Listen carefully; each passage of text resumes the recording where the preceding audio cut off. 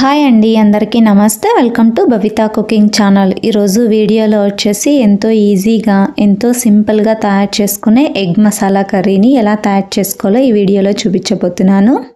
చపాతీలోకైనా, white రైస్లోకైనా, గీ rice, pulao దేంట్లోకైనా సరే చాలా బాగుంటుందండి మసాలా కర్రీ. తప్పకుండా ఇంట్లో ట్రై చేయండి ఇలా ఒకసారి. అలాగే మీకు ఎలా కుదిరిందో కింద కామెంట్ సెక్షన్లో కామెంట్ చేయండి. అలాగే లైక్ చేయండి, షేర్ చేయండి, సబ్స్క్రైబ్ చేయండి. మరి ఇక లేట్ చేయకుండా ఎగ్ మసాలా కర్రీని ఎలా తయారు చేసుకోవాలో చూద్దాం రండి. అందుకోసం ముందుగా కుక్కర్ని తీసుకుని అందులోకి మీకు ఎన్ని కావాలో మీ క్వాంటిటీని బట్టి ఎగ్స్ని తీసుకోండి. నేను ఇక్కడ 8 దాకా గుడ్లను తీసుకున్నానండి. అందులోకి కొద్దిగా నీళ్ళను వేసుకొని, కొద్దిగా ఉప్పును వేసుకొని కుక్కర్ని క్లోజ్ చేసేసుకొని స్టవ్ని మీడియం ఫ్లేమ్లో ఉంచుకొని 3 విజిల్స్ వేపించండి. 3 విజిల్స్ వచ్చిన తర్వాత పక్క నుంచి పూర్తిగా చల్లారిన తర్వాత కుక్కర్ని ఓపెన్ చేయండి. చూడండి, గుడ్లు బాగా ఉడికాయి కదండి. ఈ గుడ్లు మొత్తం కూడా కాస్త చల్లారిన తర్వాత మనం పొట్టును మొత్తం తీసుకుందామండి. అంతవరకు ఈ గుడ్లను పక్కన ఉంచండి. మసాలా కోసం ముందుగా మిక్సీ జార్ని తీసుకొని అందులోకి 4 లవంగాలు, 4 మిరియాలు, 4 తెల్ల మిరియాలు, 1 ఇలాచి, 2 చిన్న దాల్చిన చెక్క ముక్కల్ని వేసుకోండి.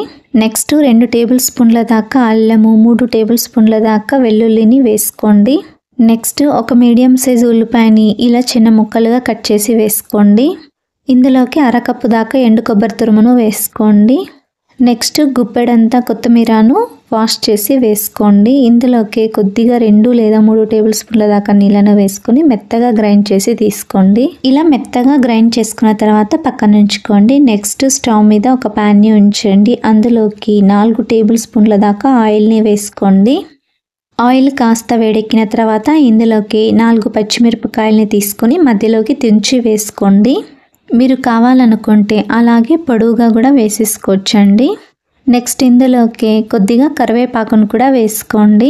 స్టవ్ని లో ఫ్లేమ్లో ఉంచుకొని వీటిని ఫ్రై చేసుకోండి. ఇవి కాస్త ఫ్రై అయిన తర్వాత ఇందులోకి 1/2 కప్పు దాకా పొడవుగా కట్ చేసి పెట్టుకున్న ఉల్లిపాయ ముక్కల్ని వేసుకోండి. ఇప్పుడు ఒకసారి బాగా కలిపి ఉల్లిపాయ ముక్కలు కాస్త సాఫ్ట్ అయ్యేంత వరకు కూడా ఫ్రై చేసుకోండి. ఇలా కాస్త ఫ్రై చేసుకున్న తర్వాత ఇందులోకి చిన్నగా కట్ చేసి పెట్టుకున్న టమోటో ముక్కల్ని వేసుకోండి. నేను ఇక్కడ మీడియం సైజ్ టమోటోని తీసుకున్నానండి. టమోటో ముక్కలు కూడా కాస్త సాఫ్ట్ అయ్యేంత వరకు కూడా ఇలా మధ్య మధ్యలో కలుపుకుంటూ ఫ్రై చేసుకోండి. ఇలా ఉల్లిపాయ ముక్కలు, టమోటో ముక్కలు మెత్తగా అయ్యేంత వరకు కూడా ఇలా ఫ్రై చేసుకోండి. ఇలా ఫ్రై చేసుకున్న తర్వాత ఇందాక గ్రైండ్ చేసి పెట్టుకున్న పేస్ట్ని మొత్తం ఇందులోకి వేసుకోండి. ఇదే మిక్సీ జార్లోకి కొద్దిగా నీళ్ళను వేసుకొని ఒకసారి బాగా కలిపి వేసుకోండి. ఇప్పుడు బాగా మిక్స్ చేసుకోండి. స్టవ్ని మీడియం ఫ్లేమ్లో ఉంచుకొని మసాలా మొత్తం కూడా దగ్గర పడి ఆయిల్ మొత్తం సపరేట్ అయ్యేంత వరకు కూడా బాగా ఉడికించుకోవాలండి. ఈ మసాలా మొత్తం కూడా బాగా ఉడికించుకోవాలండి. పచ్చి స్మెల్ అనేది రాకోకుండా అంతవరకు కూడా ఉడికించుకోవాలి. అలా అయితే కర్రీ అనేది చాలా టేస్టీగా వస్తుందండి.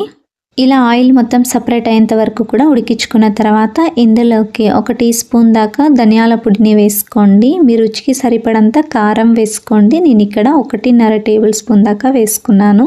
అలాగే చిటికెడంత పసుపును కూడా వేసుకొని వీటన్నిటినీ కూడా బాగా కలపండి. స్టవ్ని మీడియం ఫ్లేమ్లోనే ఉంచుకొని ఇలా మధ్య మధ్యలో కలుపుకుంటూ 2 నిమిషాల పాటు బాగా ఉడికించండి. ఈ మసాలాని మొత్తం 2 నిమిషాల పాటు బాగా ఉడికించుకున్న తర్వాత ఇందులోకి 2 లేదా 3 టేబుల్ స్పూన్ల దాకా పెరుగును వేసుకోండి. పెరుగును వేసుకున్న తర్వాత స్టవ్ని లో ఫ్లేమ్లో ఉంచుకొని పెరుగుని మొత్తం కూడా ఇలా బాగా కలపాలండి. అలా అయితే పెరుగు అనేది విరగకుండా ఉంటుంది. అదే మనము హై ఫ్లేమ్లో ఉంచుకొని గనక పెరుగు వేసుకున్న తర్వాత మిక్స్ చేసుకుంటే పెరుగు మొత్తం కూడా దిండలు దిండలుగా పగులుతుందండి. అందుకోసమే లో ఫ్లేమ్లో ఉంచుకొని బాగా మిక్స్ చేసుకోండి. ఇప్పుడు మూత పెట్టేసి ఒక 2 నిమిషాల పాటు ఉడికించండి. ఆ లోపల మనము పక్కన ఉడికించుకున్న గుడ్లను పైనుండే తొక్కును మొత్తం తీసుకుందామండి. ఇలా మనం ఉడికించుకున్న గుడ్ల అన్నిటినీ కూడా పైనుండే పొట్టును మొత్తం తీసుకొని రెడీగా పక్కన ఉంచుకోండి. ఇలా పొట్టును మొత్తం తీసుకున్న తర్వాత సైడ్లో ఇలా ఘాట్లు పెట్టుకోండి. ఎగ్స్కి సైడ్లో ఇలా ఘాట్లు పెట్టుకోవడం వల్ల మనకు మసాలా మొత్తం కూడా లోపల వరకు వెళ్ళి చాలా టేస్టీగా వస్తుందండి. ఇలా అన్ని గుడ్లకు ఘాట్లు పెట్టుకొని రెడీగా పక్కన ఉంచుకోండి. 2 నిమిషాల తర్వాత మూతను తీసి ఒకసారి బాగా కలపండి. చూడండి, మసాలా మొత్తం కూడా ఇలా ఈ కన్సిస్టెన్సీలో వచ్చేటట్టు బాగా ఉడికించాలండి మనము. ఇలా ముద్దలా తయారయ్యి ఆయిల్ సపరేట్ అయ్యేంత వరకు కూడా ఇలా బాగా ఫ్రై చేసుకోవడం వల్ల స్మెల్ అనేది రాకుండా ఉంటుందండి. టేస్ట్ కూడా చాలా రుచిగా వస్తుంది. ఇప్పుడు ఇందులోకి ఒక గ్లాసు దాకా నీళ్ళను వేసుకొని ఇప్పుడు బాగా కలపండి. మీరు కర్రీ అనేది ఏ కన్సిస్టెన్సీలో ఉండాలనుకుంటారో ఆ కన్సిస్టెన్సీని అడ్జస్ట్ చేసుకుని వాటర్ని వేసుకోండి. ఇలా ఒక్కసారి బాగా కలిపేసి మూత పెట్టేసి స్టవ్ని హై ఫ్లేమ్లో ఉంచుకొని 5 నిమిషాల పాటు బాగా ఉడికించండి. ఇది ఉడికే లోపల మరొక స్టవ్ మీద ప్యాన్ని ఉంచి అందులోకి 1 టీ స్పూన్ దాకా ఆయిల్ని వేసుకోండి. ఇందాక ఉడికించి పెట్టుకున్న గుడ్లను తీసుకొని ఇందులోకి వేసుకోండి. ఇందులోకి 1/2 టీ స్పూన్ దాకా పసుపును వేసుకోండి. అలాగే 1/2 టీ స్పూన్ దాకా కారం వేసుకోండి. 1/4 టీ స్పూన్ దాకా గరం మసాలాను వేసుకోండి. అలాగే 1/2 టీ స్పూన్ దాకా సాల్ట్ని కూడా వేసుకొని ఇప్పుడు వీటన్నిటిని కూడా ఇలా నిదానంగా కలుపుకుంటూ ఫ్రై చేసుకోండి. స్టవ్ని మీడియం ఫ్లేమ్లో ఉంచుకొని ఇలా మిక్స్ చేసుకుంటూ ఫ్రై చేసుకోండి. ఇలా గుడ్లను ఆయిల్లో ఫ్రై చేసుకోవడం వల్ల మంచి టేస్ట్ వస్తుందండి కర్రీకి. అంతేకాదు మనం కర్రీ వేసుకునేటప్పుడు ఎగ్ అనేది బ్రేక్ అవ్వకుండా కూడా ఉంటుందండి. అందుకోసమే ఇలా ఫ్రై చేసుకోండి. ఇలా 2 వైపులా కూడా ఎగ్ అనేది లైట్ గోల్డెన్ కలర్ వచ్చేంత వరకు కూడా ఇలా ఫ్రై చేసుకోండి. ఇలా ఫ్రై చేసుకున్న తర్వాత స్టవ్ ఆఫ్ చేసి పక్కన ఉంచుకోండి.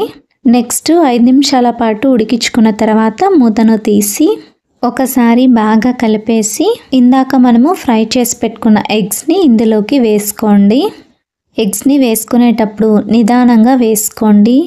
ఇలా ఎగ్స్ని ఫ్రై చేసుకోవడం వల్ల ఎక్కడా కూడా ఎగ్ అనేది బ్రేక్ అవ్వకుండా ఉంటుందండి.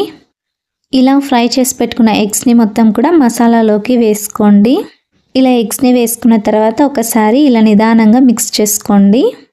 స్టవ్ని మీడియం ఫ్లేమ్లో ఉంచుకొని 2 లేదా 3 నిమిషాల పాటు ఎగ్ని మసాలాలో బాగా ఉడికించండి.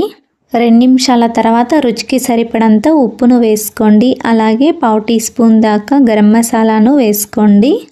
అలాగే చిన్నగా కట్ చేసి పెట్టుకున్న పుదీనాను కూడా వేసుకోండి. ఈ ఎగ్ కర్రీలో పుదీనా ఫ్లేవర్ అనేది చాలా రుచిగా ఉంటుందండి. అలాగే చిన్నగా కట్ చేసి పెట్టుకున్న కొత్తిమీరను కూడా వేసుకోండి. ఇలా వేసుకున్న తర్వాత స్టవ్ని మీడియం ఫ్లేమ్లో ఉంచుకొని పైన మూత పెట్టేసి 2 నిమిషాల పాటు ఉడికించండి. 2 నిమిషాల తర్వాత పైన మూతను తీసి ఒకసారి నిదానంగా కలపండి. ఎగ్స్ని మరొక పక్కకి ఇలా టర్న్ చేసుకొని మరొక 2 నిమిషాల పాటు ఉడికించండి. అంతే, ఎంతో రుచికరమైన ఎగ్ మసాలా కర్రీ రెడీ అండి. ఇలా 2 నిమిషాల పాటు ఉడికించుకున్న తర్వాత స్టవ్ ఆఫ్ చేసుకోండి.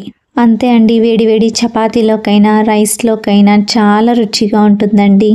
తప్పకుండా మీరు కూడా ఇలా ఒకసారి ట్రై చేయండి. మీకు ఎలా వచ్చిందో కింద కామెంట్ సెక్షన్లో కామెంట్ చేయండి. అలాగే లైక్ చేయండి, షేర్ చేయండి, సబ్స్క్రైబ్ చేయండి. Thank you for watching video.